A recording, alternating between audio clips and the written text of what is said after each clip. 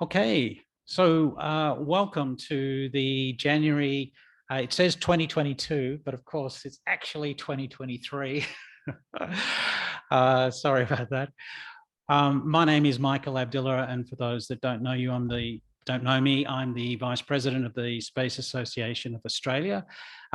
Peter Aylward is unavailable this evening, so he's prepared the presentation.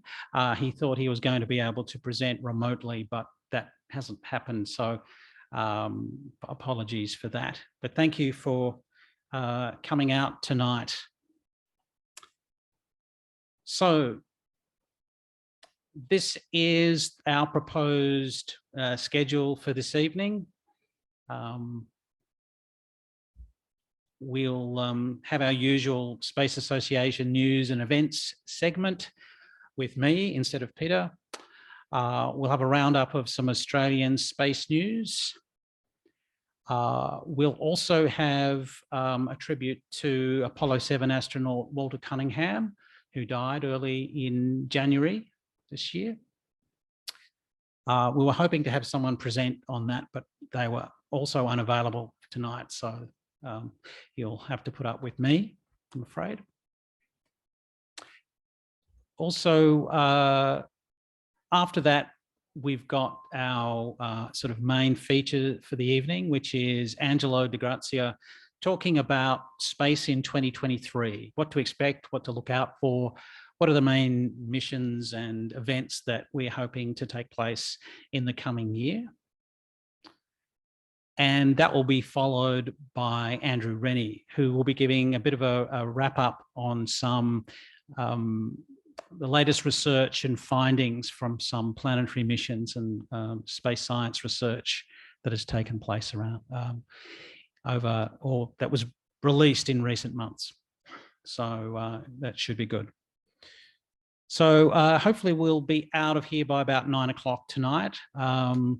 So hopefully we'll have a short and sharp meeting. But again, thanks for coming along. Oh. Just a reminder for those perhaps who are new that the Space Association runs a radio program every week on 88.3 Southern FM. It's called The Space Show. It's been going for 32 years this year now, so it's been going for a long time. And Andrew Rennie presents and produces that program. So if you're interested in that, please either tune in on 88.3 Southern FM if you're in the Melbourne area, or you can also access it online. Yeah, there's a good show. Also, the Space Show, it has been available now as a podcast version as well. So if you're not able to listen to the show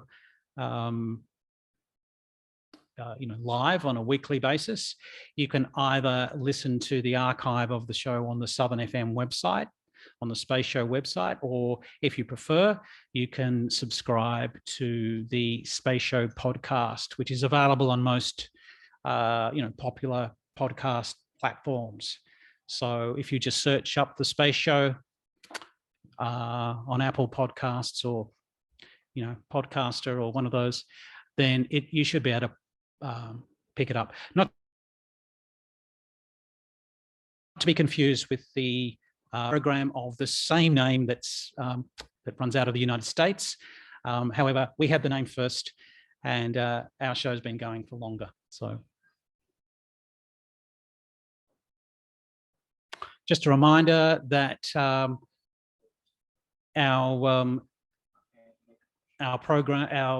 association is fully membership run and funded. So please, if you'd like to join or renew, the easiest and best way to do that is to go onto our website at space.asn.au to renew your membership or to join up. but you're certainly more than welcome to attend this public meeting on a monthly basis, even if you're not a paid up member. But if you feel that we offer some value and you're interested in supporting us, then we invite you to consider joining us. Thank you.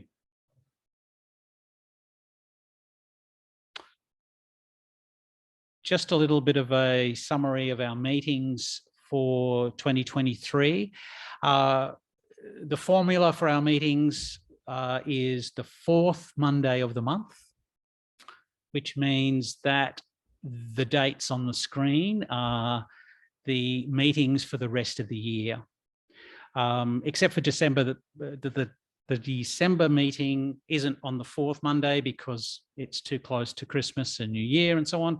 So we usually hold that on the second Monday of the month, just for okay.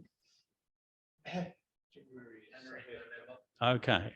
All right. So there's two points I'll have to pick up with Peter about. Go on, get your act together.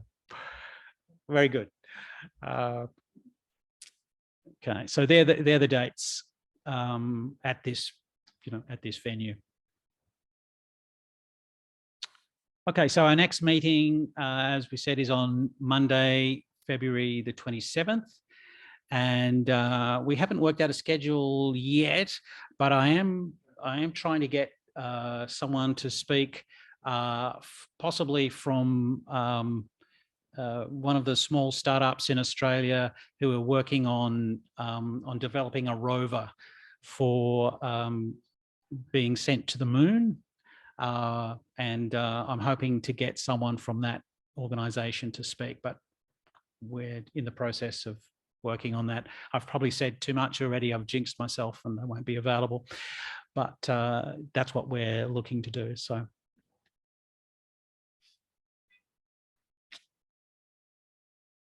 Okay, so this is the part of the evening where we have a little bit of a roundup of some Australian space news. A few items of interest that have happened since our last meeting, which was in December. So you just have to bear with me because, again, Peter prepared these. So we've been waiting for this for a while, and that is a launch of the Gilmour Space Technologies rocket. It appears that we are getting close to a launch, and there is now a purported date of April 2023 for the launch of that rocket. So for those that don't know, this is an Australian company. They are based in the Gold Coast, Queensland, and they hope to launch from Queensland. Again, their reported launching site is Abbots Point in Queensland. But again, yeah, how well prepared they're going to be in terms of the launch site, I'm not sure, but that's certainly the date that that's being put out at this point. So that's quite exciting. And that's what they're hoping will happen, that the rocket will get into orbit. And as it says, hopefully it will be Australia's first homegrown orbital spacecraft that actually makes it into orbit. So it's called Eris, 23 meters tall, and it weighs over 30 tons. So keep your eye out on that. It uses a hybrid engines. So that means that there's a solid fuel and a liquid oxidizer. So that's the choice that they've made for this rocket system.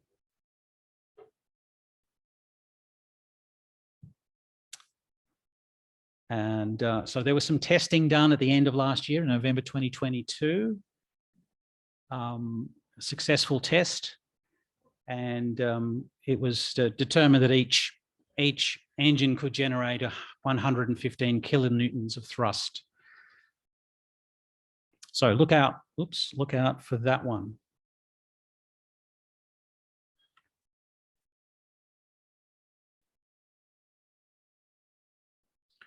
So the rocket will be fitted with a lightweight satellite.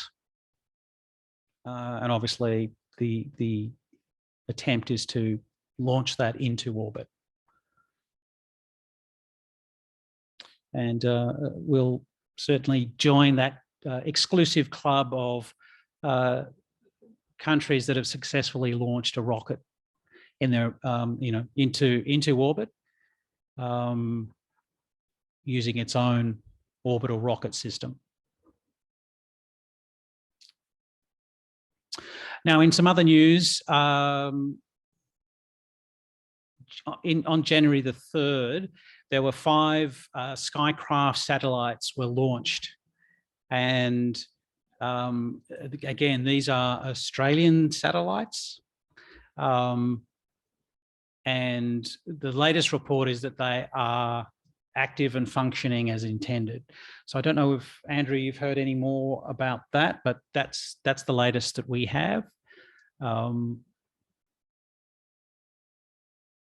So some of you may know, but those satellites were launched from Cape Canaveral on a SpaceX Transporter 6 mission.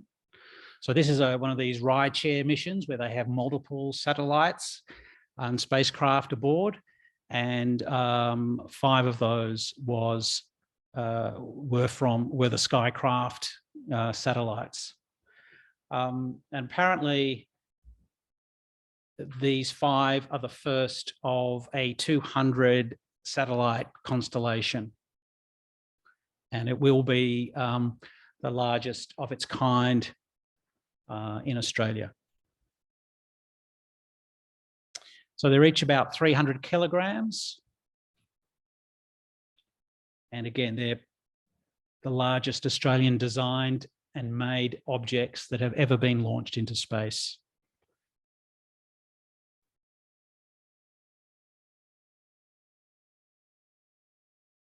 So they ran some tests and of a single payload, and then they launched the remaining 4 spacecraft.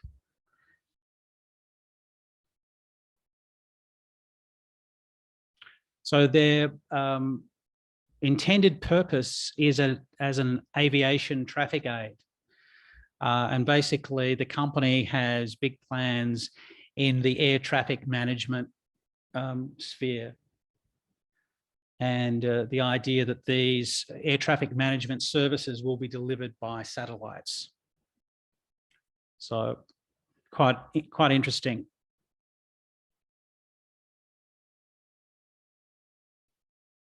So testing and so forth will continue over the next 3 months.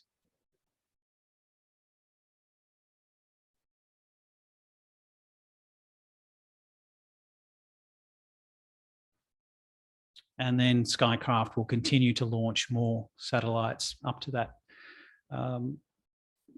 until they complete that constellation.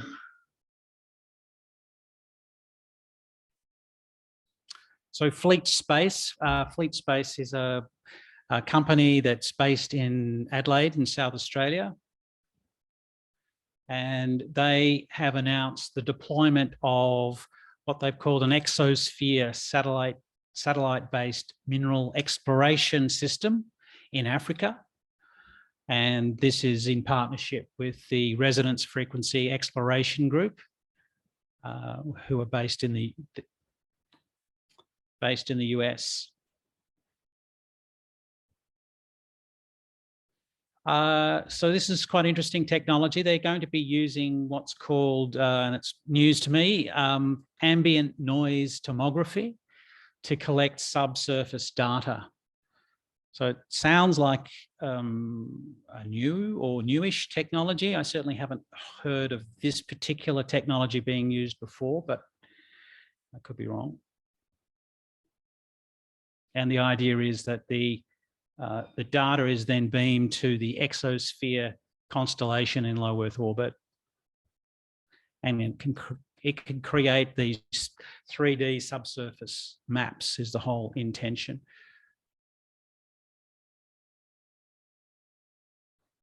And as you can see, one of the hopes is that this will increase the speed at which this data can be collected and analysed. So that's the advantage of this system, or one of the advantages at least.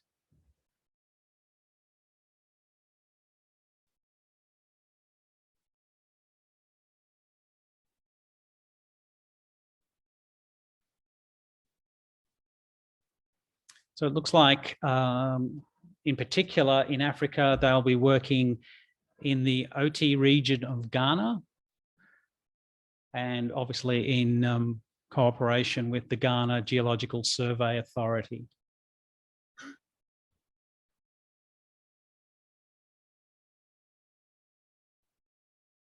Okay. So you can see there a graphic of how this is supposed to work.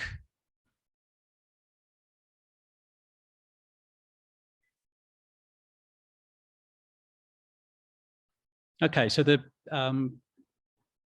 technology has been used in Canada before.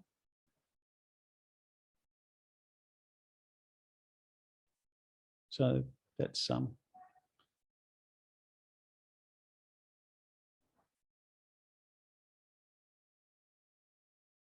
so apparently Fleet Space's Exosphere satellite-based system was used in Canada as well.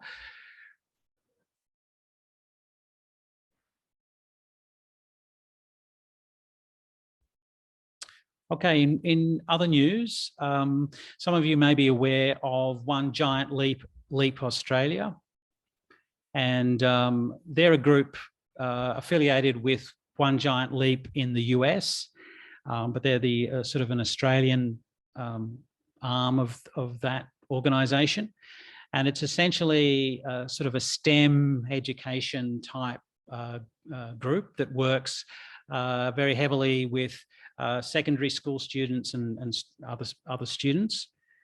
And they were successful in getting $750,000 grant to fund their aerospace camp. And that news was released just the other day, or just last week, I think it was. So the funding is from the New South Wales government. And the idea is that the aerospace camp will bring STEM and aerospace education to young people in regional New South Wales. So the focus is on young people in regional and rural New South Wales in the next 2 years. Not sure why that's happening. And as a result of the funding, participants will be able to attend free of charge. So that's a great coup for One Giant Leap Australia. So the camps are of 4 days and 3 nights in duration, and the participants will experience a whole bunch of interactive and immersive activities. And here are some of the places that the camp will go to in 2023 and 24. Mudgee, Kempsey, Goulburn, Inverell, Moree, West Wyalong, Broken Hill and Forster, in New South Wales. So that's Jackie Carpenter there in the bottom picture, who we've worked with before in various things. So we certainly send our congratulations to One Giant Leap Australia. Terrific outcome for them.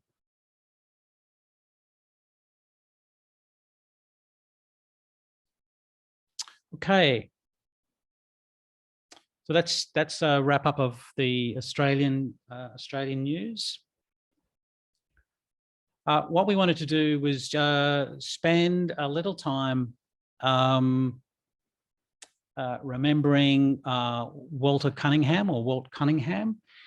He was a NASA astronaut in the Apollo program, and unfortunately he passed away, I think it was January the 4th or something like that, so just a couple of weeks back.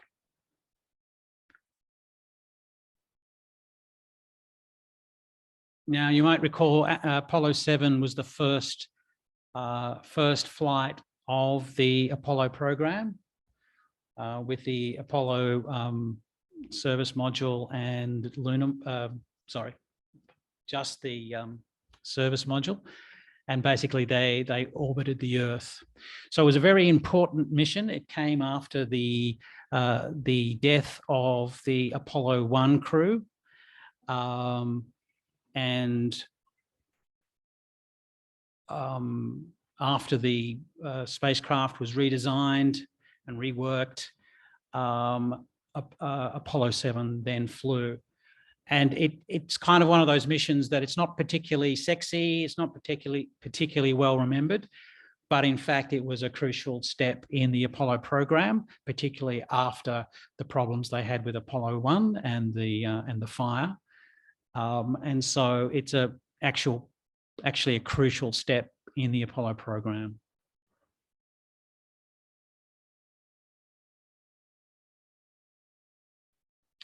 So that was back on the 11th of October, 1968, when Walt Cunningham and his crew members were the first to fly the Apollo spacecraft.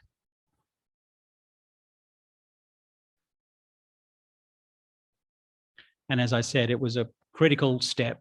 The next mission, Apollo 8, was the one where they decided to go basically directly to the moon for the first time and orbit the moon.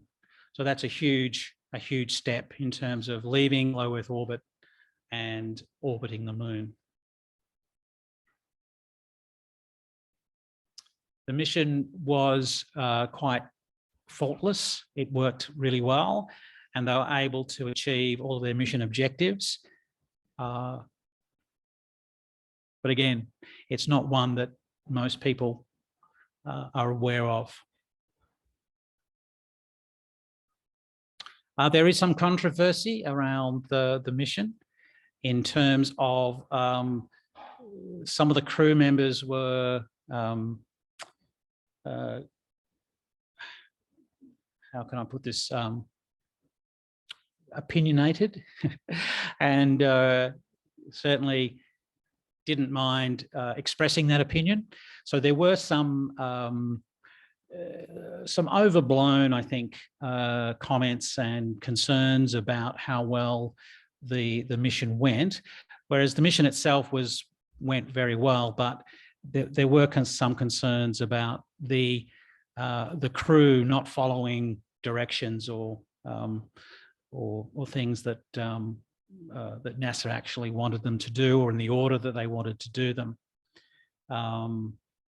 However, most histories that have been written since tend to play that down and say that it wasn't some kind of mutiny, as some people mention, but it's an interesting story and worthwhile looking into if you're interested.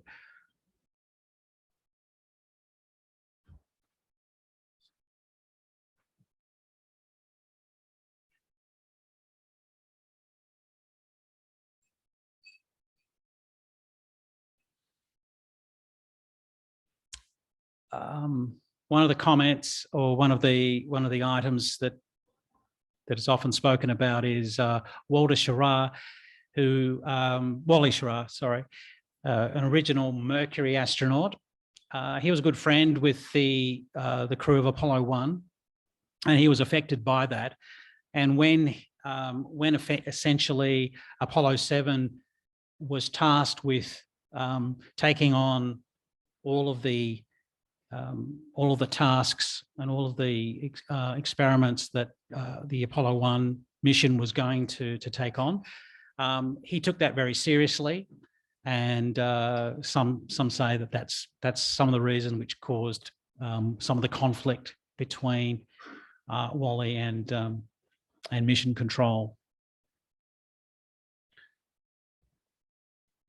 They also had the first live TV space broadcast from the Apollo 7 command module, and that was in fact one of the items where Mission Control and Wally Schirra had a conflict. Mission Control wanted them to go straight into their scheduled TV broadcast. Wally wanted to check that everything was working correctly before they did that. And so he delayed that broadcast until he was happy as commander that everything was ready and that they were ready and that it was all working fine. And then he went ahead and they did the broadcast, which, as it turned out, went flawlessly.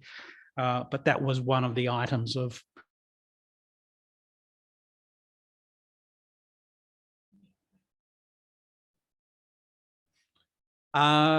two of the astronauts had head colds as well, which also sort of added to the crankiness of the crew.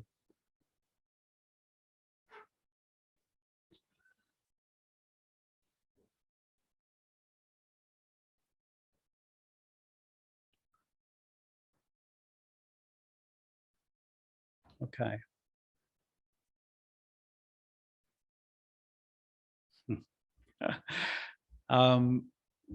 Back on Earth, you can see there a journalist asked the flight director if the crew were a bunch of malcontents, and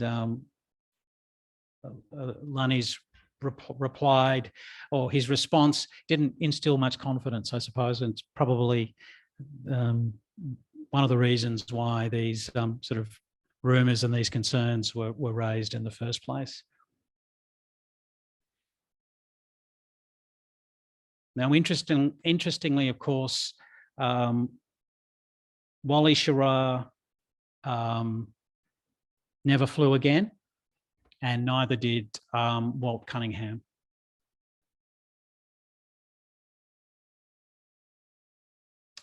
Now, this, I was only listening to a podcast about this just the other day, and it actually sounds really interesting. It's a book I haven't read, and it's Walt Cunningham's memoir. And it sounds like it's quite a sort of honest talk about what things were really like in the space program in the 60s. And on the strength of that podcast, I'm actually keen to read this. I don't know if anyone here has read this particular memoir, but they were saying that apart from it's the book is quite good, and it's up there with Al Warden's book and Michael Collins' book in terms of its kind of honesty, and it might be worth a read. So I'm keen to. It's called The All American Boys, the US Space Program. You can also get CDs with reading it yourself. Yes, that's right. There is a.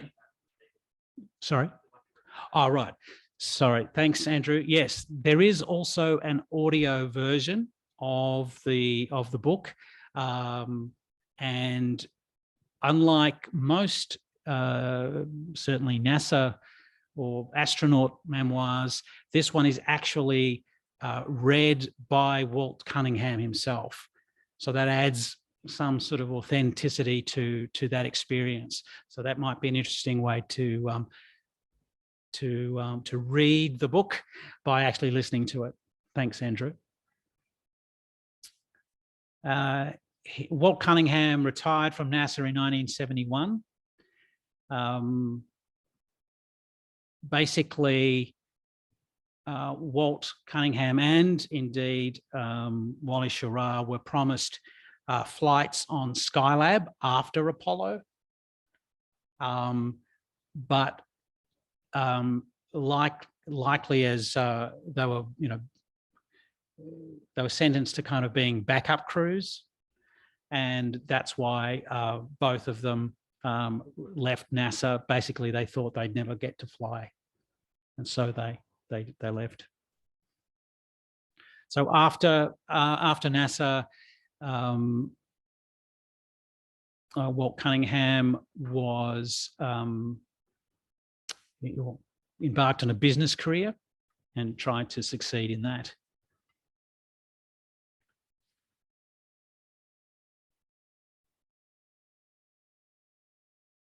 Yeah, so again, the book will provide some insight into his view of what was happening within the program and what was working and what wasn't. It sounds like it would be a really good read.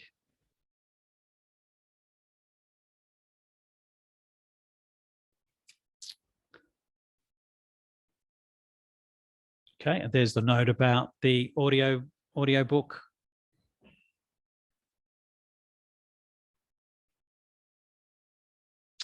Now, Buzz Aldrin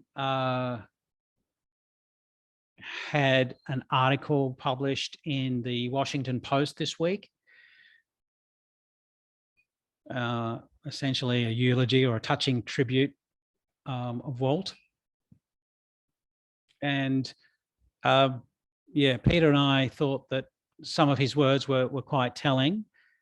I'll just quote it here. "Without Walt Cunningham, we would not have walked on the moon. Subsequently, we never would have beaten the Soviets and began the process to end the Cold War. He knew it, I knew it, and America should know it too." Interestingly, Cunningham rejected the scientific consensus on climate change. And in 2010, he published a discussion paper titled "Global Warming, Facts versus Faith," which is interesting. I didn't know that. One of the things about Cunningham is that he actually had a background in as a physicist in physics. So he was actually one of the science astronauts. So he was a pilot. He was a pilot in the Korean War. He was a good pilot, but he wasn't a test pilot. And he was actually employed by NASA in the astronaut program as part of Group 5, I think it was.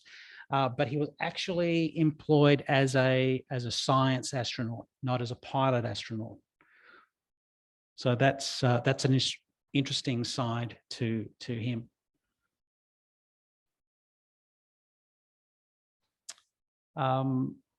So again, in 2010, Cunningham claimed that the empirical evidence did not support global warming.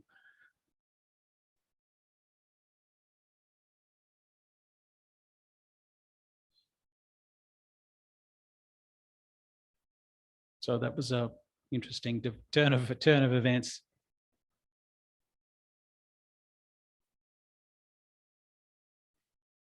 So that's that group of astronauts that Walt Cunningham joined.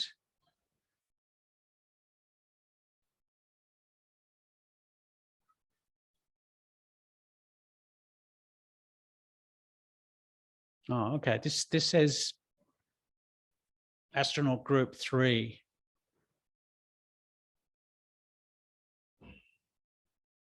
I thought it was later than that.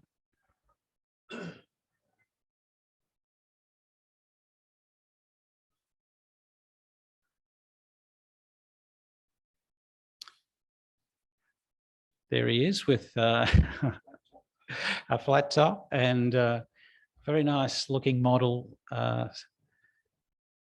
rocket there.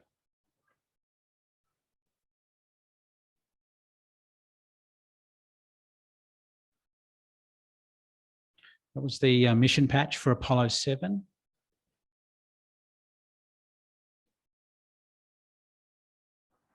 And in other space news, you may have seen that Buzz Aldrin turned 93 during the week. And when he thanked everyone for, all their well wishes and birthday wishes and so on, he took the opportunity, excuse me, he took the opportunity to announce that he had in fact married recently to his fourth wife, and announced that on the day that he thanked everyone. So apparently his longtime partner, Dr. Anka Four, were married in Los Angeles in a private ceremony. And I believe she's 30 years his junior. And she is a project manager at a science and chemical company. So Buzz, even at 93, he's still got it. He's still out there.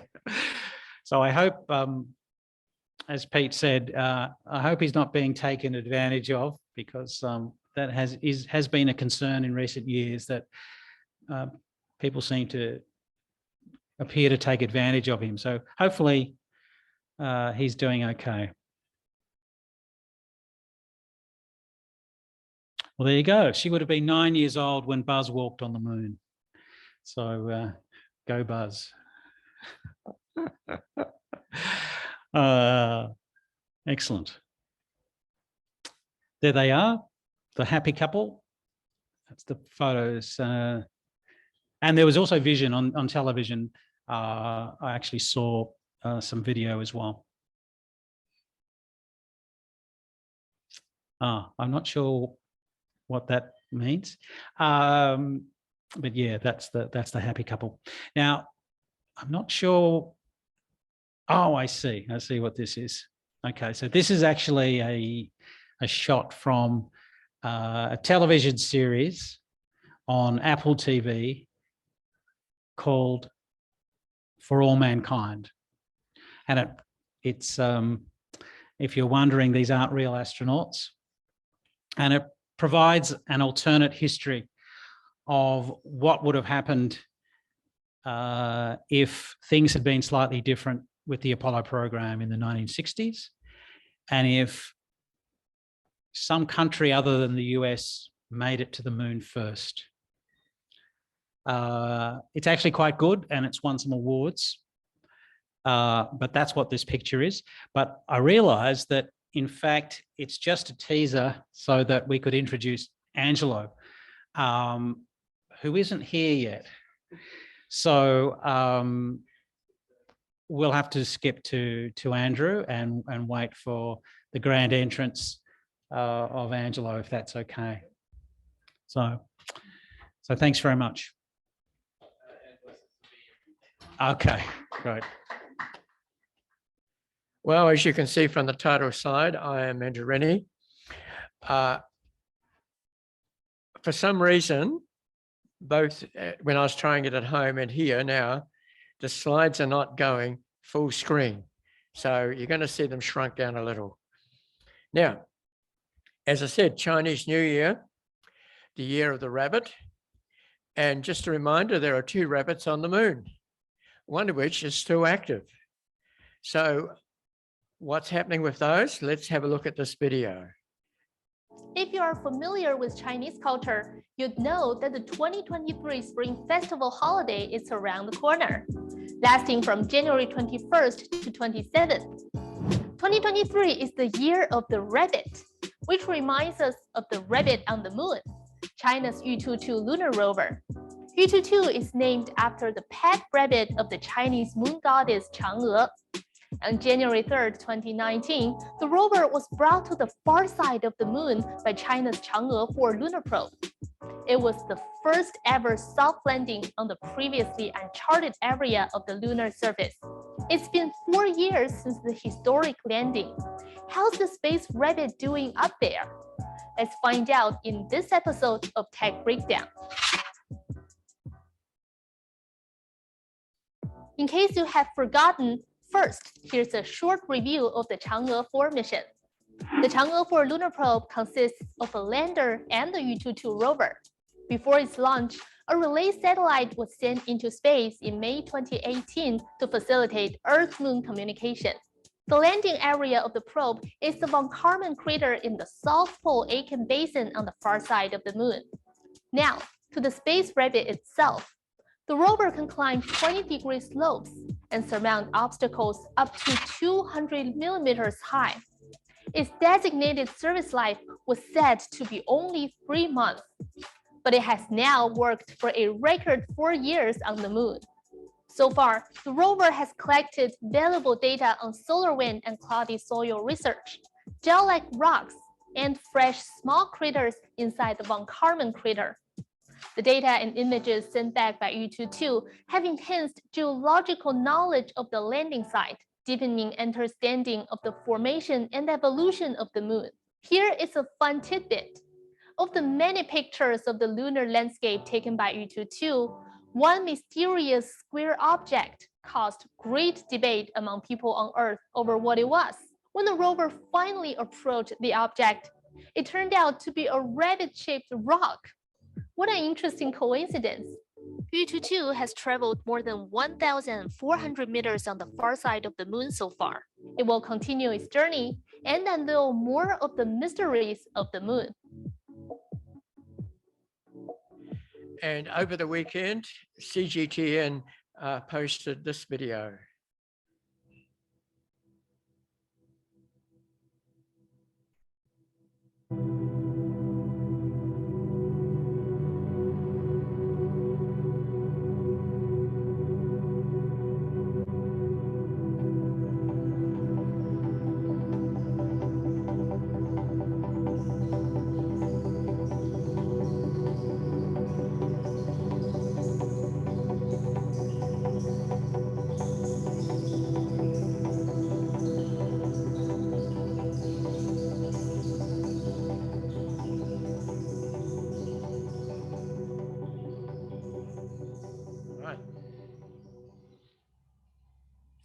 Now, you will remember, of course, the Artemis 1 mission last year, and there were some CubeSats launched at the same time.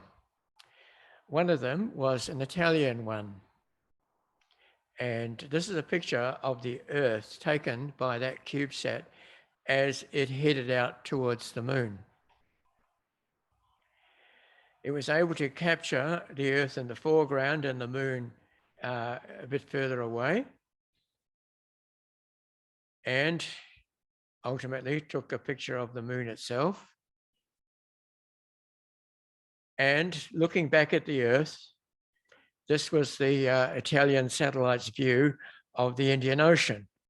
Now, if that picture looks a bit familiar to you, take a look at this one. 1972, Apollo 17. 2022, Argo Moon. All right, let's move on.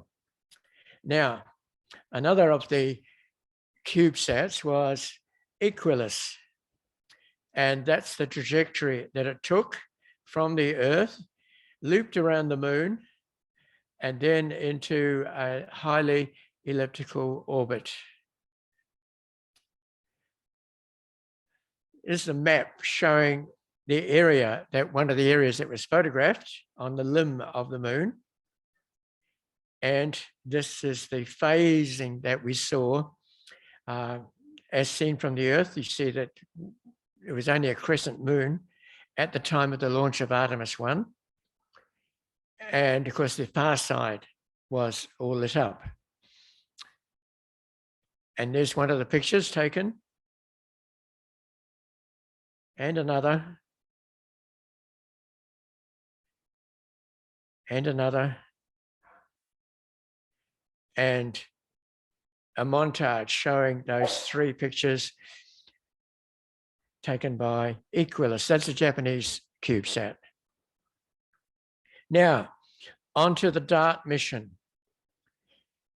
If the dart had hit the moon, or the asteroid moon, I should say, and there was no debris kicked out.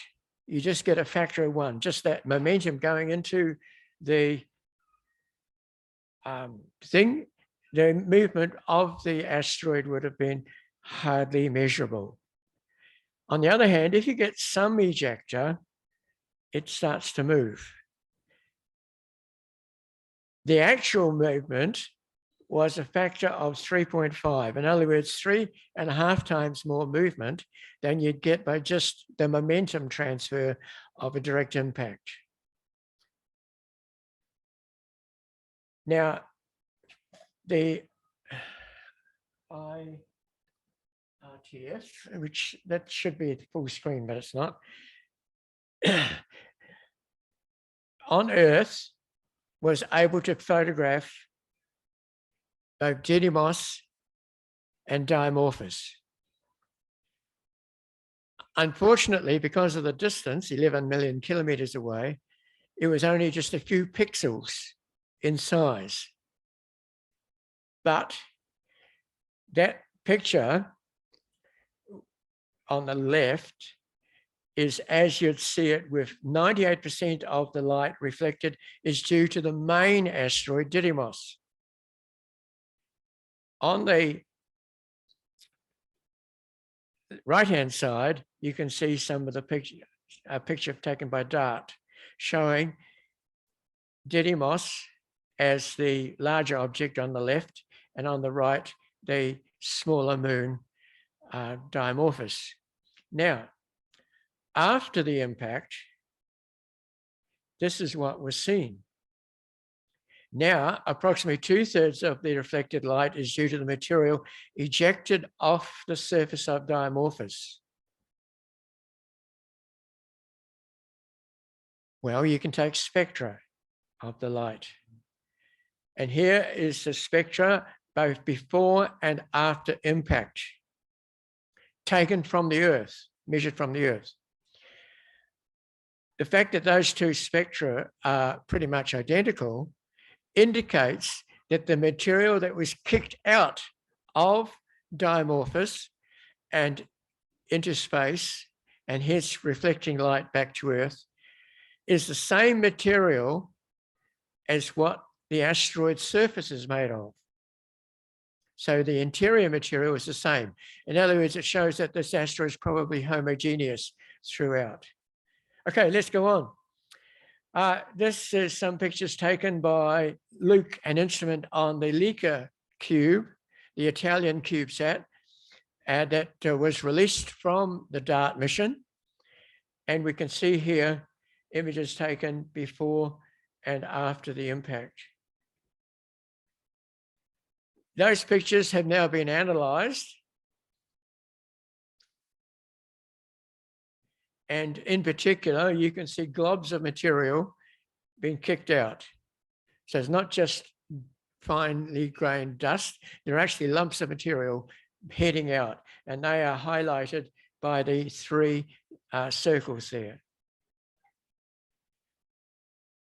The picture is then been colorized and analyzed, and again reveals more information about the plume that was sent out from this impact. Now, Korea and NASA have been cooperating on a mission, and it was launched.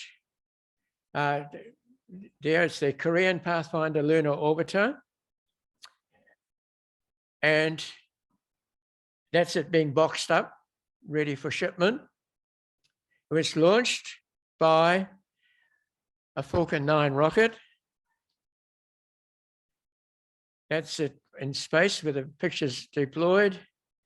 And here's the trajectory from Earth out past the moon, which is that small, you can see the moon's orbit there, and then way out more than 1 million kilometers away from the Earth, and then looped back in the same direction as the moon's orbiting, and in late December went into orbit around the moon.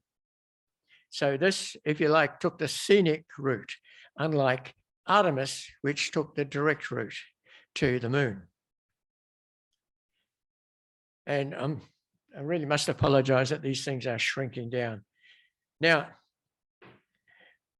when it arrived at the moon in late December, a number of thrusts were made, small thrusts. It's not a big, it's only a CubeSat.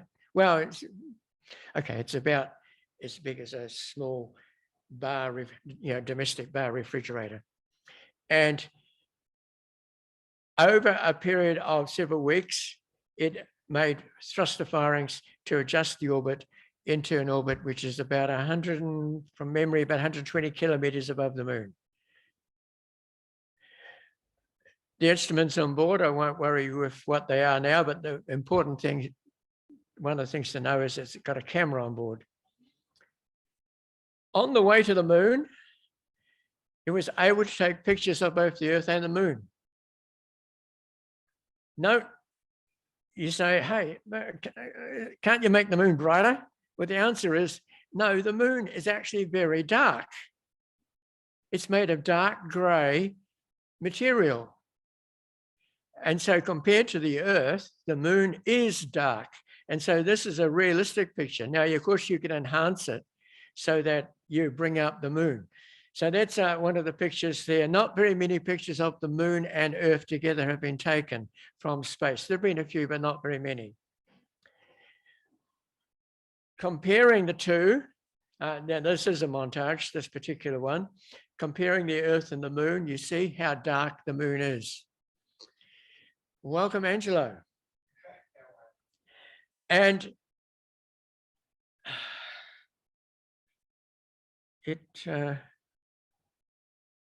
I thought there might have been a movie there.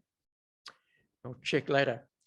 This is a series of pictures it took as the moon moved past the Earth.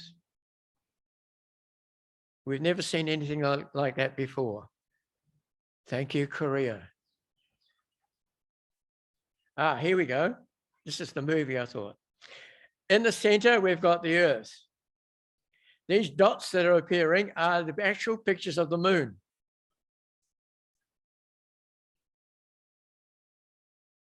And it's taken over a month. Remember, we're about 1 million kilometers away from the Earth and the moon at this sequence showing thing. And that was taken in October last year.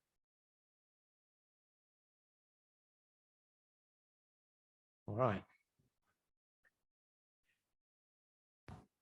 On the way out, it crossed the magnetosphere of the Earth. The magnetic field went into interplanetary space. And these are the magnetograms during the crossing. Diagram shows the geometry of the bow shock crossing. Now, this is a picture from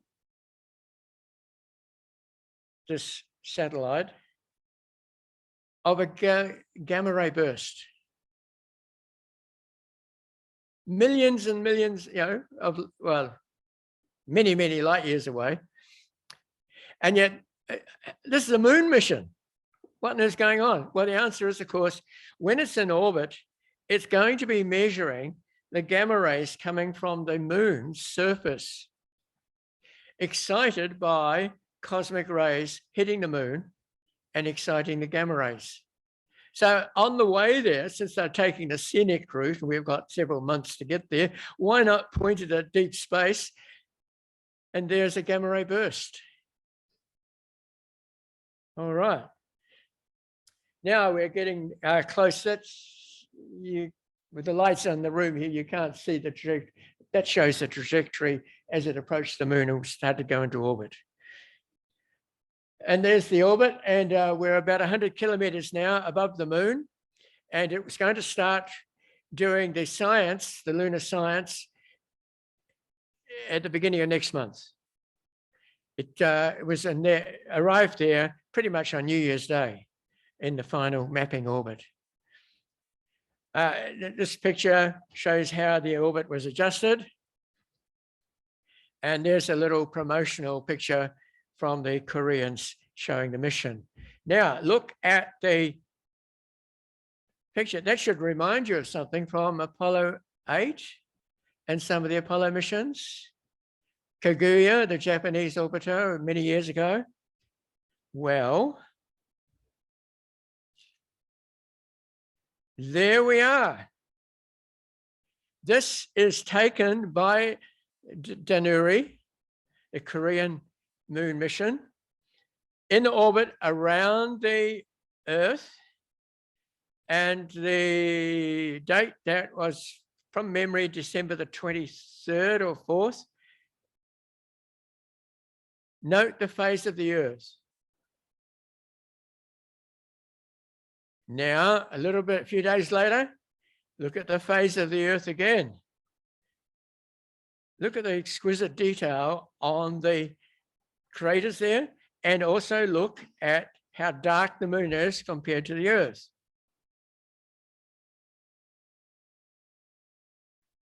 And again, the phase change. So we're getting a series of these Earthrise pictures from the Korean orbiter. And there's a nice picture of the Earth taken from the moon. All right, now, do you remember Ingenuity, the helicopter that went to Mars with the Perseverance rover? Well, it hasn't been in the news much, but as of January the 11th, it had completed 39 flights.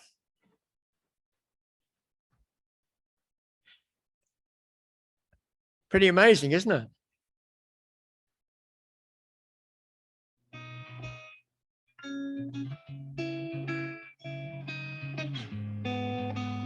You see the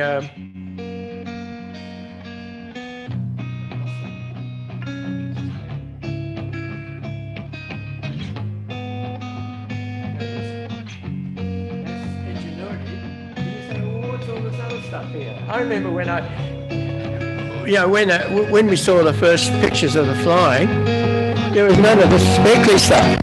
But the answer is they've enhanced the pictures to show the dust, the Martian dust, stirred up by the rotors of the helicopter. Oops. So that's what we're looking at there, the wash and the dust from the helicopter. And that's being used now by the scientists to understand something about the dust on Mars and its behavior. All right. Now, Ingenuity is following Perseverance and soon will be leading it. More about that in a moment. Meanwhile, Perseverance has been drilling holes in Mars and collecting samples. And just in case it breaks down, they've told, okay, we're going to drop a depot, a cache of samples on the surface and leave them there while we continue our explorations, just in case we can't deposit them later. So how are they going to return them? Well, there was this idea that the European Space Agency would land this rover and it would be a fetch rover to go and pick up these things, take it back to the takeoff point and shoot it back into space. Now they're seriously considering doing a Mars sample return, Mars sample recovery helicopter. Not just one, but possibly, just possibly two on the mission. And here's the comparison between Ingenuity and the sample recovery helicopter. Notice it's got wheels on it. Why? Well, you'll see it in a moment. Here's the comparison between Ingenuity and the helicopter. Dimensions are pretty much the same, but the mass has been increased to about 2.3 kilograms. And that, most of that's in the wheels. A maximum flight time is the same, ground speed will still be the same, maximum range about 700 meters per day. So how's it going to do it? Notice the sample clutched under the bottom. My apologies, that should be big. You should be able to read all those.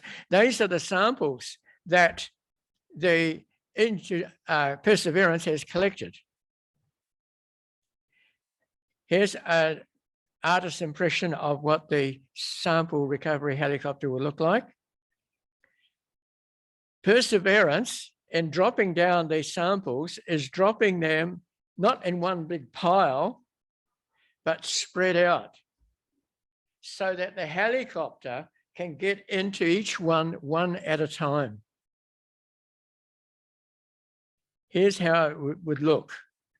You can see over on the right, the sample lying on the surface. The helicopter trundles up, positions itself over the sample.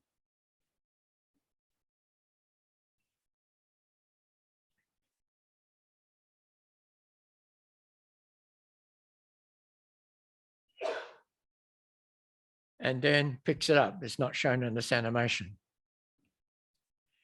So how will that work? Well, the lander, you don't want to land on the samples, you don't want to land too close. So the lander will land, helicopter will fly out to the sample, pick it up as you've just seen, and then fly back and drop it within the tube transfer zone. That is where the lander can reach it and take it on board. So that's how the planning is going now.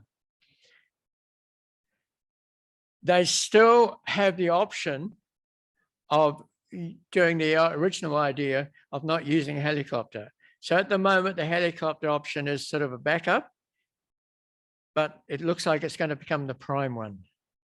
Now, meanwhile, what's happening with Perseverance? Well, the white trace there shows where Perseverance has already been, and the black line up into the hills shows the planned future traverse. And it will be mapped out by the helicopter Ingenuity, as it will fly ahead to map out the terrain and to also take pictures of parts that Perseverance won't be able to get to. Now back to the sample return. So again, we now have incorporated in here the helicopter, the lander, the ascent vehicle, and the sample collector that will return back to Earth. In future work, they're looking at a Mars science helicopter. Now, this is going to be about the size, about this area here. Okay, it's not going to be small. It's going to be a hexcopter, as you can see. It's got 6 blades.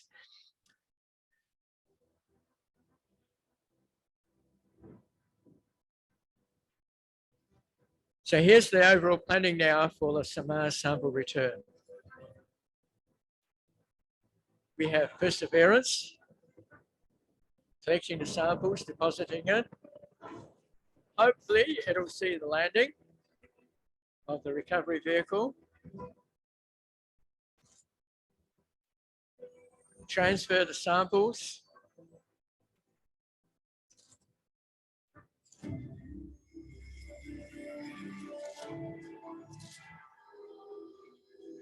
Close the hatch and open the door, and guess what happens next? Boom, choo, away. hopefully now it will work. When they launch missiles out of submarines, they do much the same sort of thing. And we've got to wonder, I hope it ignites. Anyway, we get that into orbit. And then we come up to the orbital spacecraft. We lock it on board. Push it inside the recovery capsule. And head off towards Earth. Approaching Earth, we release the sample capsule, which then makes an entry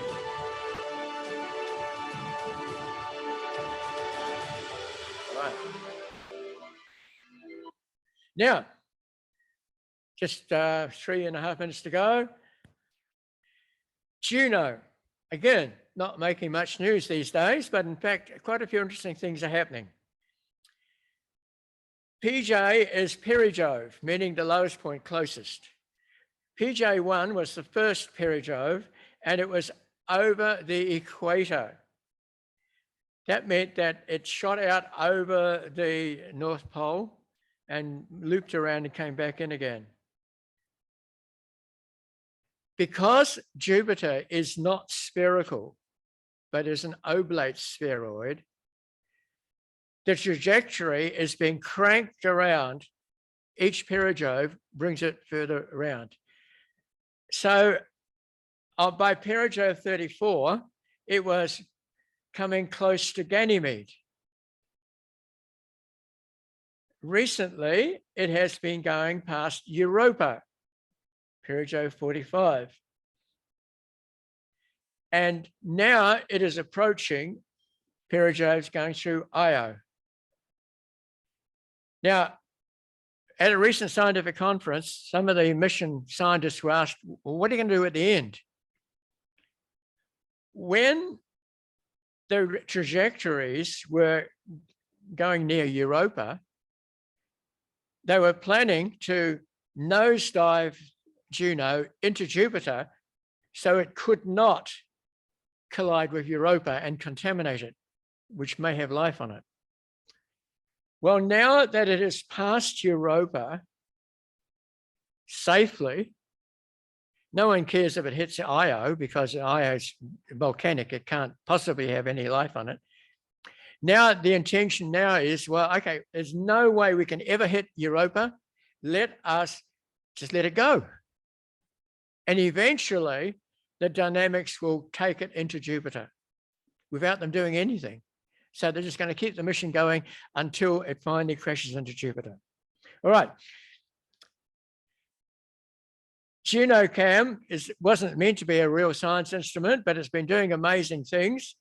And there we saw one of the perijove passes. Because it's now passing over the North Pole, we're seeing the cyclonic activity that's going on around the North Pole. These pictures are analyzed by amateur scientists, and they do their own interpretations of them. But interestingly, the scientists at JPL and NASA have been analyzing the JunoCam pictures, in this case of Ganymede, and comparing them with Voyager pictures from way back in the 1970s and early 80s. So, and they're saying, hey, there's things there that were in our original Voyager pictures, but we didn't notice them. But now we can see them on the JunoCam pictures. Also, there's a microwave thermal emission spectrometer, and it's able to analyze material coming from inside Ganymede. And so this is a picture of Ganymede, but subsurface. And we mentioned Europa, it's past Europa, so that's one of the pictures taken by Europa. And look, I'll skip that because I'll just give it a verbal. This picture, There's another imager on the spacecraft. And what it's designed to do is map the stars so you can say, oh yeah, that star's there and that star's there. I know which way I'm pointing. But guess what? It's so sensitive that when they pointed at Europa, it takes this picture. But not just that point. This is a picture of Europa at night,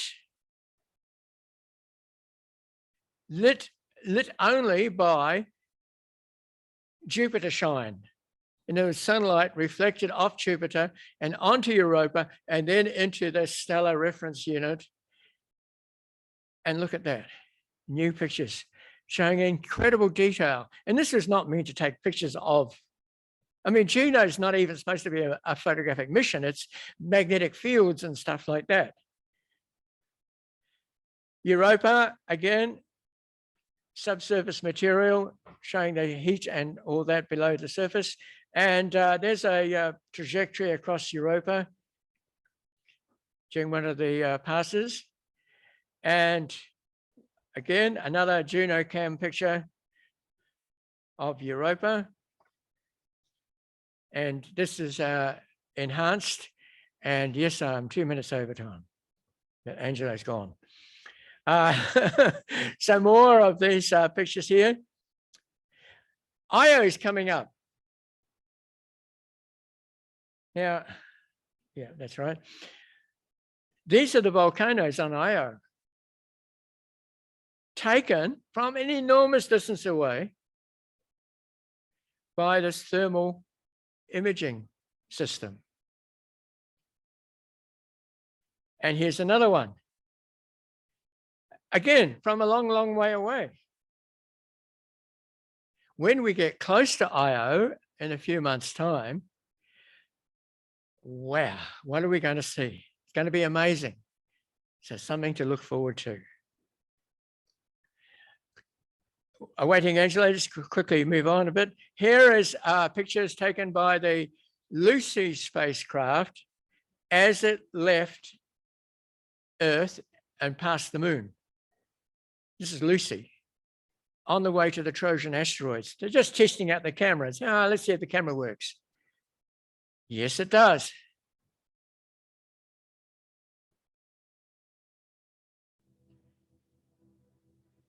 And they've been able to analyze the soil, showing that there has been activity on the moon.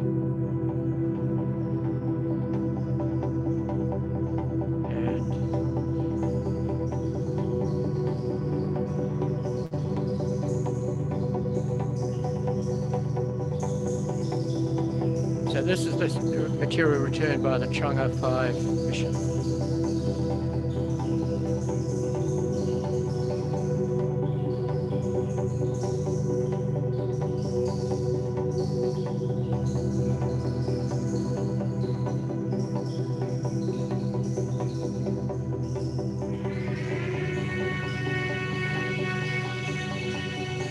And we can look forward to Chang'e 6, which is going to be about 2 years' time.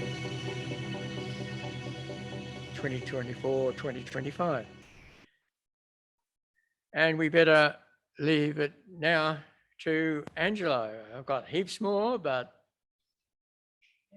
time has moved on. What have I done? Not on.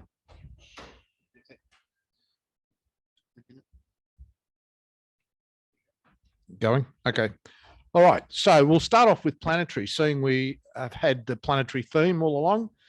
The first one is NASA's OSIRIS-REx, the asteroid Bennu sample return. So we await for that. It was launched by NASA in 2016 on a ULA Atlas V.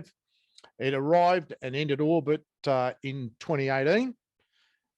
It's a small rocky asteroid, about 500 meters in size, estimated to be 4.5 billion years old. And if you know your science, that's about when the solar system came to be. So that's the reason for the interest. So collected soil samples in October 2020, expected to return to Earth in September this year. So something to look forward to. It will land in Utah, west of Salt Lake City. So it's coming in the USA. It has a 1 in 750 chance of hitting the Earth in the 22nd century. So I guess people here won't have to worry about it, but they're low odds. Moving on. There it is. There's Bennu, and there's when it actually picked up the soil samples off the rock. The next one is ESA's JUICE mission. It's Jupiter's Icy Moons Explorer. Will launch on an Ariane 5 in April this year. Lots of things are happening between March and about June this year. This is one of them. We'll reach and orbit Jupiter in 2031. So it's a slow way to Jupiter. We'll observe the 3 ocean-bearing moons, Ganymede, Europa, and Callisto. We'll fly by Ganymede and Callisto at least 12 times each, and Europa at least twice. In the final phase of its 2-year mission, JUICE will orbit around Ganymede for about 9 months, and that's how it'll come to an end. This will be the first time a spacecraft has actually orbited around another moon in the solar system other than our moon. So that's a highlight. And there it is. Next one is the NASA Psyche mission. This is another beauty. It was cancelled in 2022 because they had software problems on the mission. It's expected to launch in October of this year on a SpaceX Falcon Heavy, one of the 5 Falcon Heavies this year.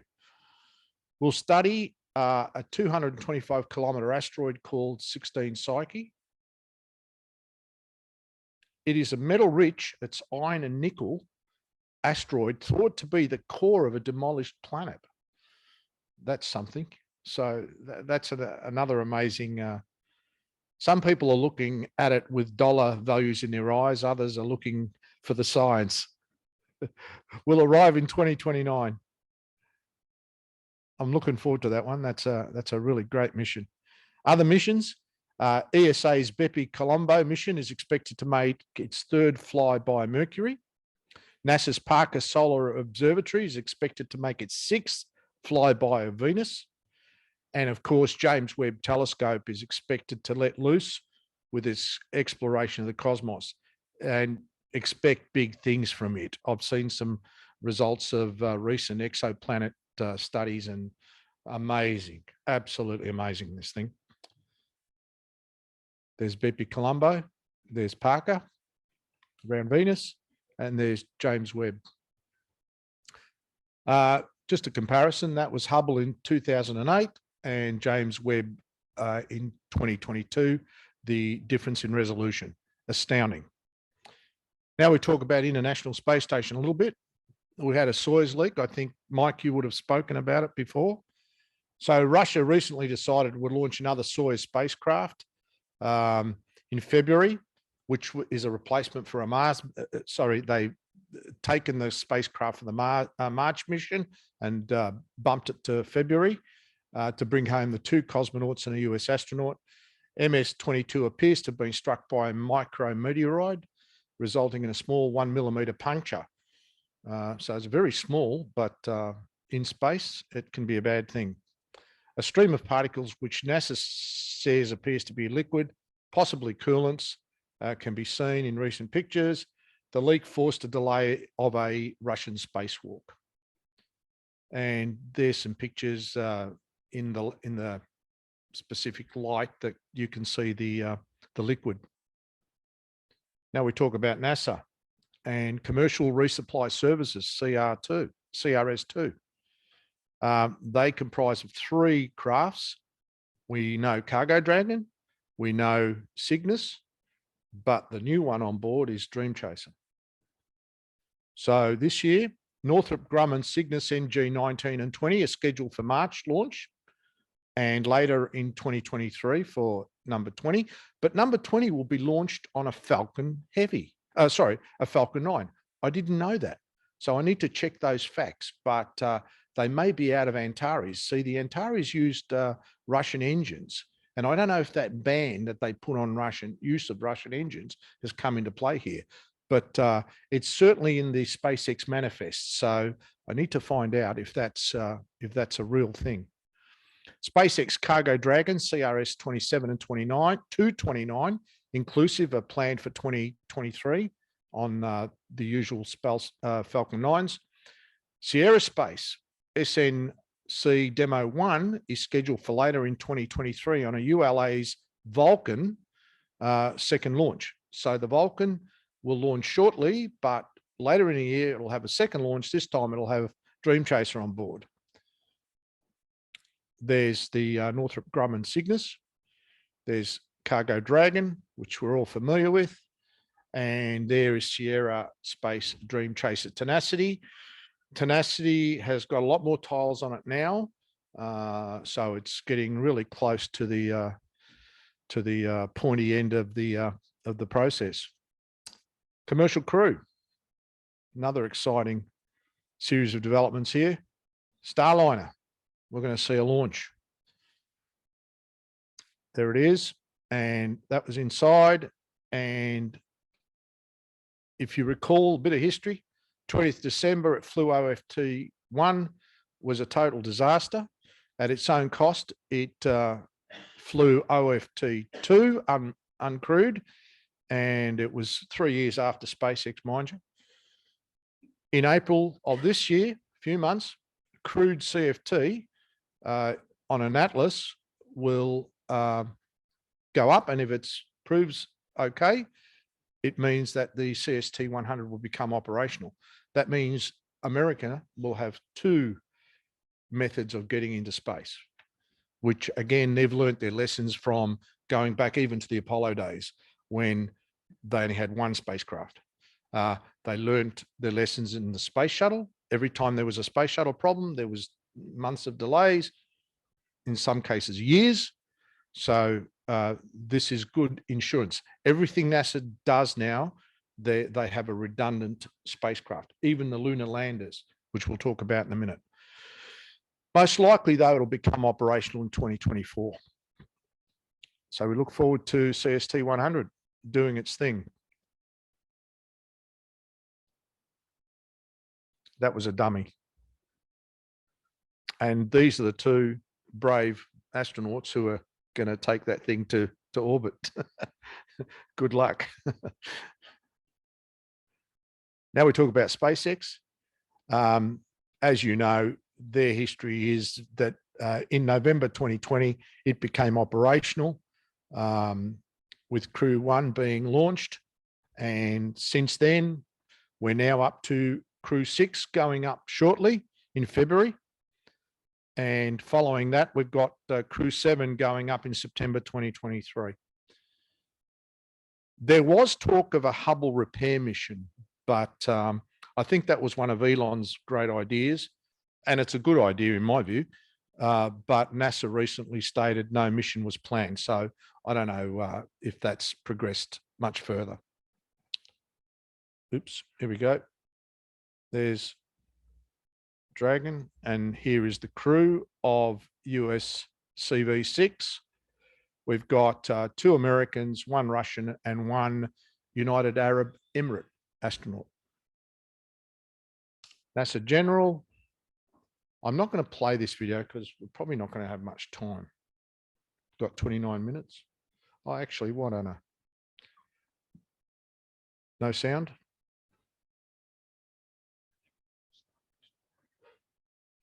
Bump it. All right, let's talk Artemis. First part of the Artemis program is what's called the CLPS program, which is Commercial Lunar Payload Services.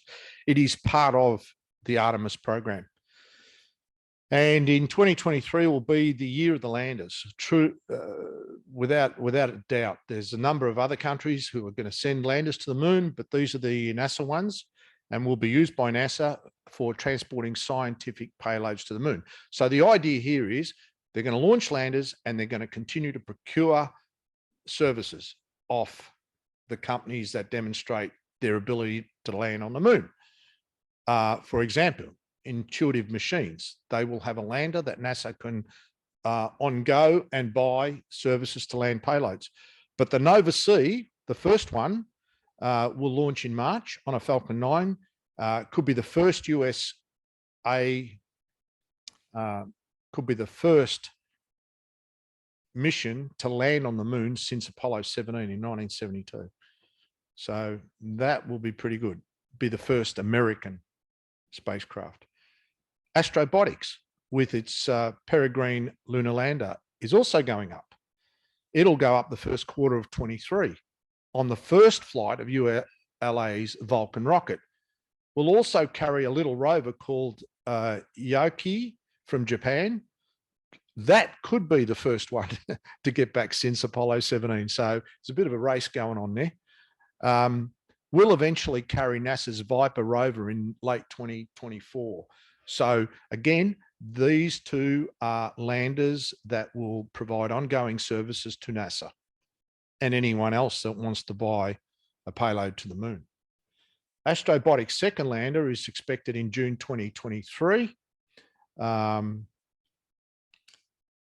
IM2 Prime Mission 1, which will drill, includes Caltech or California Institute of Technology's Lunar Trailblazer Orbiter, which is a bit of a prospector spacecraft. So there's the Intuitive Machines. There's the Astrobotic Peregrine lander. And if you have a look, the little Yoki rover sits just on the bottom there. And there's the NASA's Lunar Trailblazer. Now, Artemis program, the crewed version of it, it launched in November, which we were all pretty amazed about. And it was using a Block 1 of the Space Launch System. Now, Artemis 1 to 4. Artemis 1 successfully launched to the moon in November and returned in December. It went into a distant rectilinear orbit. The results of this very successful test of the SLS rocket and Orion capsule are currently being assessed in preparation for Artemis 2, which is expected in May 2024. Artemis 4 will launch in 2027 with the SLS Block 1B version. So Artemis 1, 2, and 3 will use the kind of lower powered version of the Space Launch System.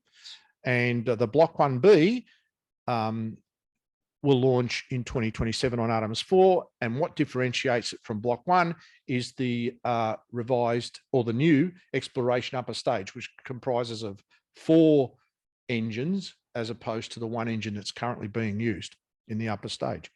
Testing of hardware for the EUS will take place in 2023, happening as we speak. Lunar Gateway fabrication continues for launch in 24-25.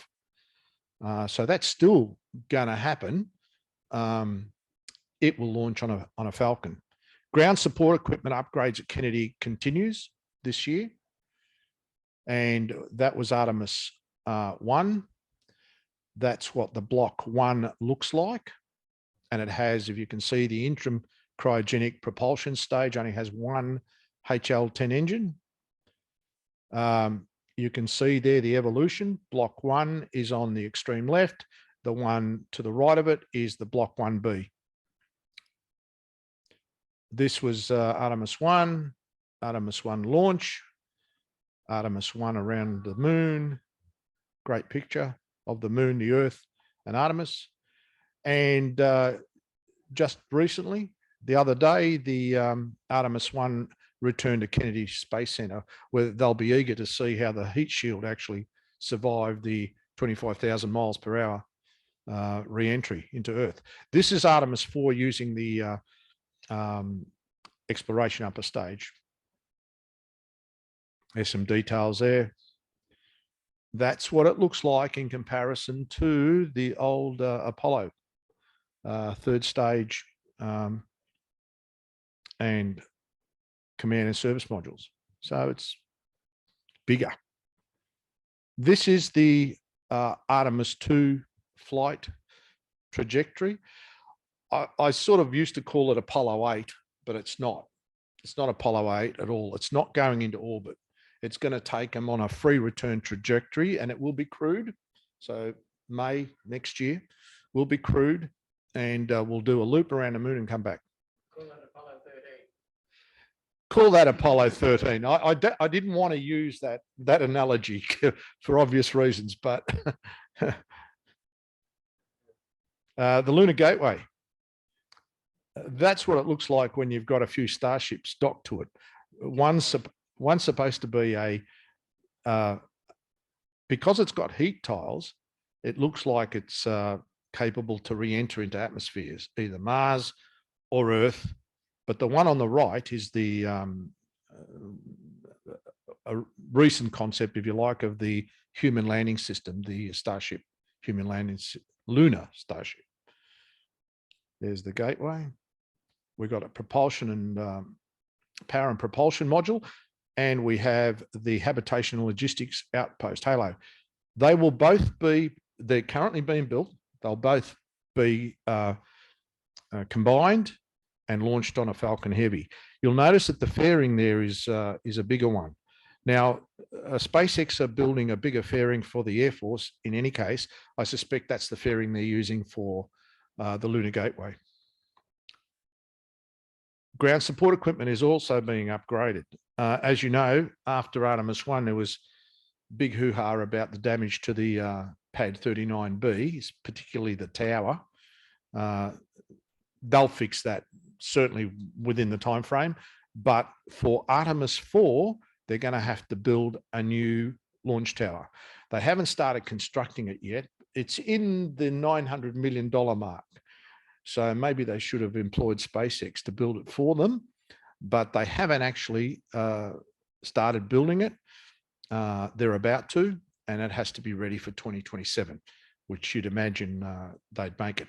It is more complicated than the SpaceX launch towers, I've got to add. I mean, it contains everything, and it's got the base on it, and it's mobile and all that sort of stuff. So in fairness, it is a bit more complicated than SpaceX's. The human landing systems, this will be interesting this year, that's for sure.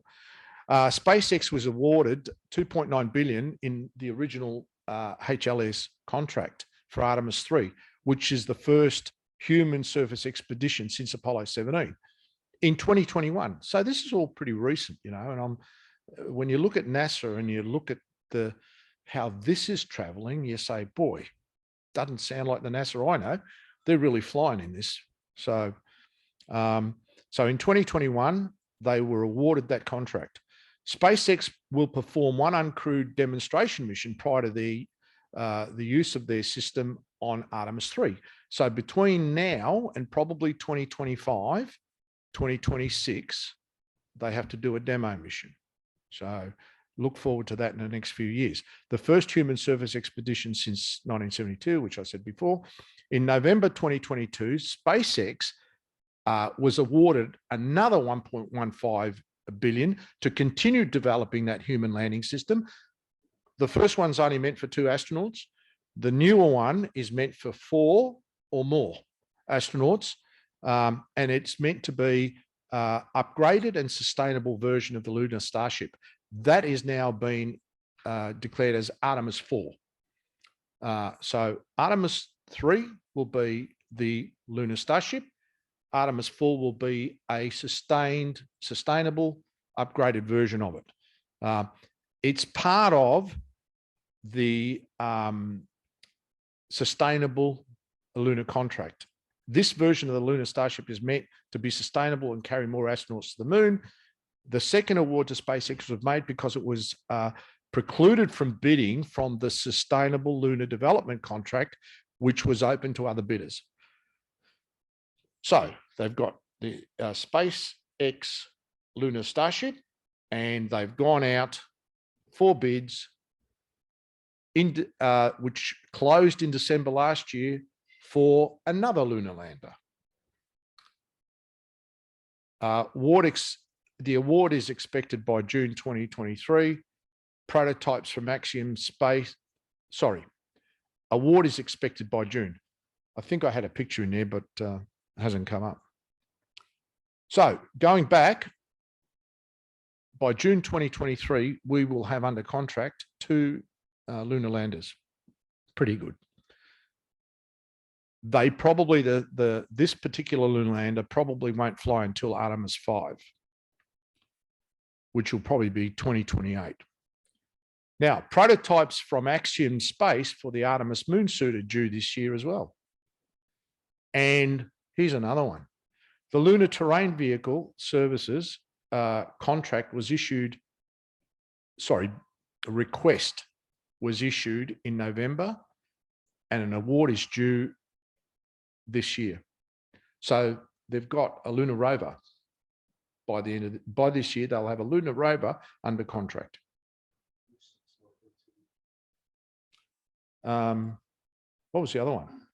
Oh, they're out of order, but the bidders were interesting because the first time round Dynetics was there, but they were in bed with, well, them and me and other contractors, but they've now joined up with Northrop Grumman and they've submitted the proposal in December. The national team, which you recall had Northrop Grumman in it, has now been replaced by Boeing. And so they would also put in a bid. So it'll be interesting how they come up. I'm a real fan of the Dynetics team, but we'll see what comes of it. Jeff Bezos has a lot of, wields a lot of power, a lot of influence. So God only knows how this will shape up. Okay, that was the first proposal. And of course, SpaceX won that. This is an early concept. We still haven't seen what this thing looks like. Nothing's been released at this point because they're still designing. This is the new version of the Dynetics Alpaca lander. Love it. It's very short, very close to the ground, sustainable, all that stuff. Just carries astronauts to the surface. But you can replace that module in the middle with a cargo component if you want.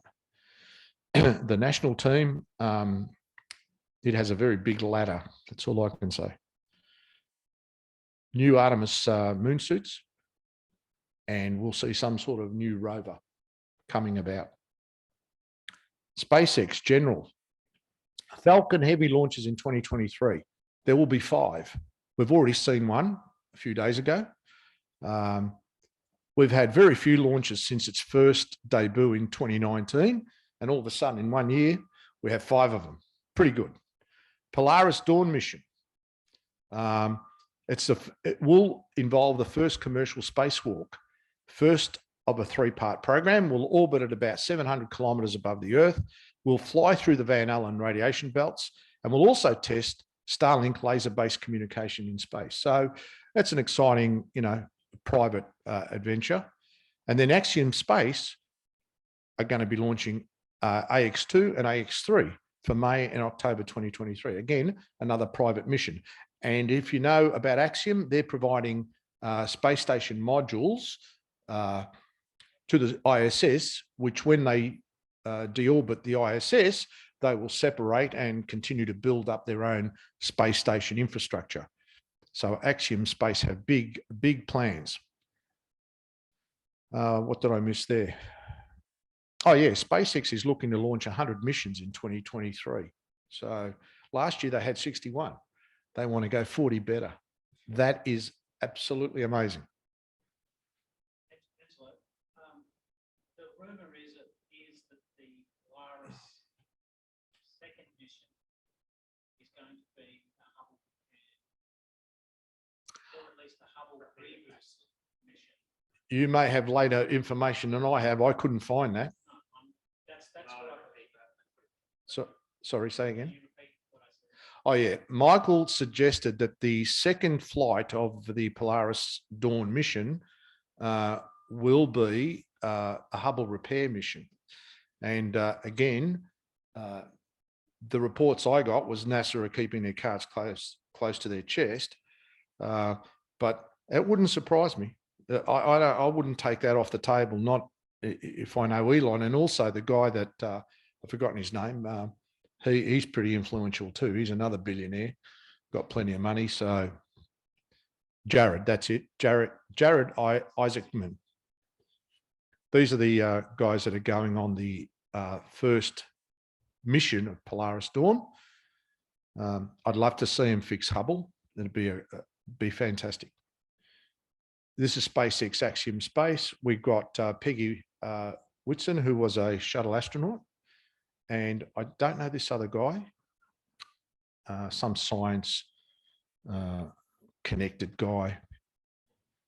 Starlink, of course, we've got the Gen 2 Starlinks going to fly. And they will fly. There is some Starlinks that have been launched on Falcon, which are not as big as these ones that are going to go up on Starship.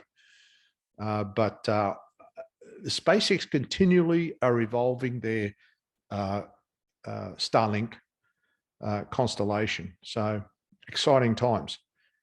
There's 3,000 already in orbit, and that'll go up even faster and higher. Starlink launches will continue at a rapid pace in 23. And now the big one. This will be something to really look forward to. This is Starship Super Heavy and a Saturn V comparison. So you can see it's, I think the Saturn V was 13 meters diameter. The Space Launch System, 10 meters. Yeah, Starlink's 9. I think it's bigger than that. I'm not going to argue with our Apollo expert. Tim says that the Saturn V was 10 meters in diameter. I thought it was bigger than that, but there you have it. These are just some statistics. The takeaway from this is that the SpaceX Super Heavy, which is now called Booster, is 33 Raptors on the bottom. Not since the Soviet N1 have we seen as many engines go up. And I won't compare this with the Soviet N1. I don't want to, but it's got twice the power of a Saturn V, which is ginormous. This is the size of it, huge, and different variants of it. And this is Boca Chica in Brownsville in Texas, right on the Rio Grande, right on the tip of Texas and the Mexican border in the Gulf. There it is. This is not what it looks like now. It looks very different, but it gives you an idea. The launch site is right near the beach, and the production site is just about, I'd say, 3 kilometers away, 3 to 4 kilometers away. So Starship S-24 and Booster 7 are expected to launch to orbit in early 2023 from Boca Chica. So this first half, they're talking about February, but I suspect by the time they get through this, it might be March, maybe April. But nonetheless, this thing is going to fly. It'll either crater itself into the ground, or it'll do something. It's currently being prepared for a wet dress rehearsal in the next month or so. So they're doing a lot of work down at Boca to make that happen. Of course, the FAA permission is pending. I can't find any news on that. They had 80 requirements or something that they had to meet before they do the launch. So we wait for that. The ground systems have been beefed up because every time they do a test of the rocket engines, they crater the ground pretty much. They don't have a deflector or anything. I think Elon Musk's idea is, let's try something, the bare minimum. If it doesn't work, we'll beef it up. And that's what I think they're doing. After each engine test, they do something different and beef it up. So limited static fires have been undertaken already. The most they've had firing are 11 engines out of the 33. So when they do a wet dress rehearsal, if they fire 33 engines at once, it's going to be unbelievable. It will be spectacular, yes. A few more flights are expected in 2023. I read anything up to another 12 flights this year. They'll never get permission at Boca to fly another 12 Starships. But Elon intends to do it. And further, he's got a contract with NASA to build a lunar lander. So he's got to get this thing working. And the lunar lander isn't just about the top bit. The bottom bit is vital to the lunar lander because it boosts the what are they? The fuel Starship versions, which fuel the lunar lander in orbit. It'll probably take anything up to 8 launches to fuel the lunar lander so that it can make its way to the moon. So it's quite complicated. The second launch pad will possibly start construction this year, and it appears that the tower sections have been constructed at Roberts Road at Cape Canaveral. This is an interesting one. I heard this the other day when I was looking at YouTube, because no one knows where those sections were going to go.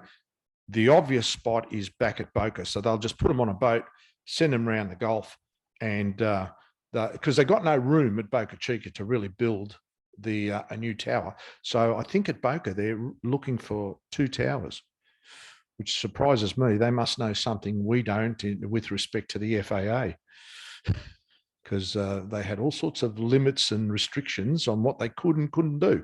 To put 2 launch pads there is an interesting development. We'll see if that comes to pass. There it is. There's the booster. Oh, this is a video, but I won't go there. That's what it looked like when 11 engines were going. And they're beefing this up. I mean, it looks even more so now. This was when it was done in November. The first mission, when I called it an orbital mission, but they don't actually get it into orbit. They could achieve orbit, but they actually deorbit the thing, and the booster will land in the Gulf. There was some talk of trying to catch it back on the pad, but I think it's a little bit premature.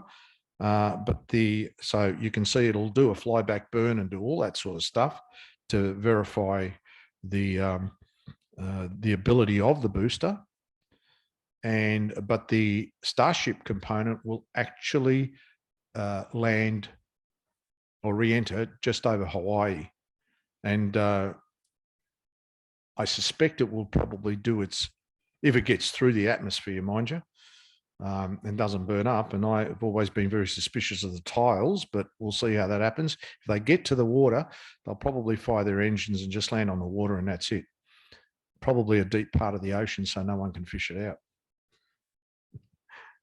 And there it is at Roberts Road. These are the sections I was talking about. There's more of them. They've got 8 sections there now, and they'll probably head for Boca. Sorry? Oh, no, they've got the first one well up at the Cape at pad 39A, but they've got that second one being built, which I suspect will go down to Boca. So they'll have 2 at Boca. They'll have 1 at Kennedy Space Center. So Starship launch pad construction at Kennedy will continue in 2023. It's not finished, but they've got the quick disconnect arms being installed and the whole thing being finished off. That's what it was like, a few months back, but it's gone way ahead on that. And the all platforms, not much has been heard about those, but they've been demolished basically. And the idea is that they will be able to launch and catch the rockets out at sea, so they're not beholden to the FAA and other jurisdictions. Now, ULA, Vulcan rocket. ULA's first Vulcan rocket arrived at the Cape yesterday. It's powered by methane, natural gas, and liquid oxygen. Its first launch is targeted for quarter 1 of 2023. Will be a good test for Blue Origin for the New Glenn rocket, possibly later this year. I wouldn't be holding my hopes for that, but that's what people are saying. The first mission of the Vulcan is to launch the astrobotic lander, which we spoke about. The second mission will fly the uncrewed cargo Dream Chaser, and that's what it looks like. So that'll be, there it is with its 2 BE4 engines, which pretty much delayed it for a little while, but they're ready to go. They are flight ready engines. This is it coming out of the at the turning circle there at Kennedy Space Center. There's the Peregrine lander, which you saw. There's the Dream Chaser cargo and Blue Origin. Progress continues with the New Glenn rocket. in Blue Origin's factory in Florida. Lots of factory upgrades are going on as well. Always lots of cars at the factories. Space launch complex appears to be completed and ready to go. The first launch is expected in late 2023. But again, I wouldn't hold my breath, but they're moving. No doubt about it. Now, the good thing is that the BE-4 engines, of which 7 fit into this New Glenn rocket, will be tested in the Vulcan rocket. So if that works well, then it'll give confidence to Jeff Bezos and the team to fly New Glenn. Blue Origin will be keen to assess the performance, as I said. Upgrades to the factory continue. Flights of New Shepard are likely to resume this year, even though the previous crewed flight went well last year in September, but the science payload mission actually failed. So I don't know what impact that's all going to have, but I got the feeling they will quickly recover and start flying payloads again on New Shepard. And you can see a couple of scale pictures there. And this is a B4. B4. It's a really top engine, and some would argue possibly better than the Raptor 2 that's being used by SpaceX. There it is. This is the main factory. That's the front door. On to the right is the NASA Visitor Center. You won't see that there, but it's there. And they're building facilities all the time there. And this is the, to the left of the picture I showed you, there's another compound, and they're constructing there as well. This is pad 36, all pretty well finished. And there's New Shepard. Sierra Nevada, I'm going to quickly race through. Cargo Dragon is going to fly. And these are some reasons for it. It's low G landings means you can, and it delivers to the spot, which means you can deliver sensitive cargo very quickly to your destination. No parachutes are needed, doesn't land in water. It's a plane, it's a space shuttle. No toxic fuels, can land at an airport. Expected to launch in late 23, as I said before, on the Vulcan. There it is. And it's got the shooting star trunk on the back of it. And there it is with more tiles on it. This is the first of the Dream Chasers, Tenacity. There's shooting star being built, and it fits into the nose cone of the Vulcan, which has a 5-meter diameter. And there it is. So we will see that this year. Looking forward to that. Coming to your local airport. Virgin Orbit, following recent failure, the next launch is uncertain. Can't say any more than that. They flew, what, a week ago or something, and it just didn't, the second stage failed to get into orbit. It may be 2023, don't know. Virgin Galactic, tourist flights are expected to resume this year after 2021 flight path problem. And that mission, if you recall, had Richard Branson on board, but they got into a lot of strife with the FAA. Strato launch. Okay, flights will continue in 23 of Rock and Talon. Rock is the big plane, and Talon is a hypersonic test bed aircraft. And they've been flying that of late, so they continually expanding the envelope, if you like. Eventually, they're going to drop the Talon and test out hypersonic or undertake hypersonic experiments. ESA, Ariane 6, late in 2023 is expected to fly. There it is. Russia. I didn't think there was much to talk about Russia, but there is. They're going to fly Luna 25 to the moon. The last time they went to the moon was Luna 24 in 1976. So it's been a while. We'll land near, you can read that, crater in the moon's south pole. And there it is. China. Chinese space station.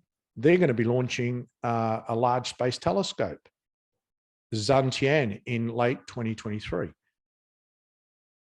The beauty of this thing, it's Hubble class, is that it can actually come back to the space station, dock, be repaired and maintained. So they've really got a good edge over the Hubble. Fantastic. Sorry, I've actually got a picture of Shenzhou there, by the way. That's the manned transport spacecraft that the Chinese use. Shenzhou 16 and 17 will also fly in 2023, and that's the China's large space telescope. That'll be great to have another, Hubble class telescope in space, and it'll be the, the U-Butte best because they'll want bragging rights clearly. Japan. JAXA Lunar Lander Slim will launch on a H2A rocket no earlier than April 23, along with a space observatory. The spacecraft on the left is actually a lander, believe it or not. The other one that was launched recently last year on a SpaceX rocket is the Hakuto-R, and that's a private lander, but doesn't get to the moon until April 23. So we've got a number of landers within a month of each other competing for the, the prize of actually landing something on the moon this year. But again, they've used gravity assist to save on fuel, so it's taken them a while to actually get to the moon. India. The uncrewed test flight of Gaganyaan human space flight is expected in late 2023. So they're going to be doing an unmanned or uncrewed version of that. And with the view that probably, if it goes well, 24 or the latest 25, they will also join the club of launching men into space. And that's it. Also, Chandrayaan-3 lander is expected to land on the moon. If you recall, they attempted to land on the moon in 2019 and it all went pear-shaped, really. It got close to the surface, but control was lost and the spacecraft made a crash landing. So they're going to try to repeat that, but this time try to land it. And Australia gets a mention this year because Gilmore Space are going to fly the 3-stage Eris hybrid rocket. I've got April here in 2023. I'm not sure how reliable that date is, but I know Gilmore Space sometime this year are going to launch and will become the 12th nation, if it's successful, to reach orbit with an indigenous rocket. So that'd be good to see us get there. Rocket Lab, they are this year, they're going to be launching from New Zealand as they have been, but also from Wallops Island. In fact, they launched today, do they, Andrew? Sorry, they delayed? Tuesday. Okay, Michael says they delayed till Tuesday. So look out for that. And that's launching from America. The end. Thank you.